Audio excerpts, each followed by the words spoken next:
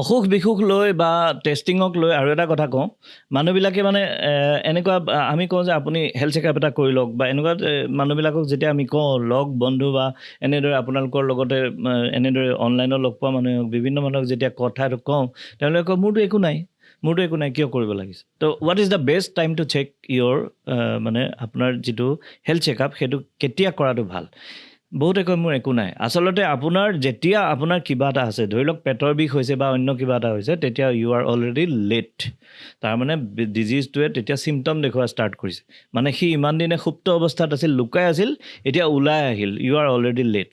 তো আমি কওঁ যে আপুনি তেতিয়া হেল্থ চেকআপ কৰিবলৈ আহক যেতিয়া আপোনাৰ বেমাৰেই হোৱা নাই। আৰু কেতিয়া আহিব যে আপুনি যদি 30 বছৰ পাৰ কৰিলে, 30 বছৰ যদি পাৰ কৰিলে বাৰ্ষিক এবাৰ আপুনি হেল্থ চেকআপ কৰকেই কৰক। আৰু আমাৰ ওচৰত বেলেগ বেলেগ পেকেজ আছে, যেনেকৈ 30 বছৰীয়া মানুহকতো আৰু ইমান বেছি টেষ্ট নালাগে। 40 বছৰীয়া মানুহ হ'লে কেইটামান টেষ্ট বেছিকৈ লাগিব। আৰু 50 বছৰ টাচ কৰাৰ লগে লগে বা 45 বছৰ ইভেন ক্ৰছ কৰাৰ লগে লগে এটা মাষ্টাৰ হেল্থ চেকআপ কৰা ভাল।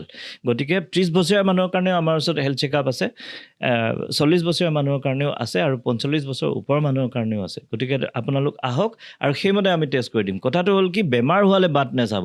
মই সদায় কৈ আছোঁ যে বেমাৰ হ'বই নিদিওঁ না, খালি আপোনালোক আহক।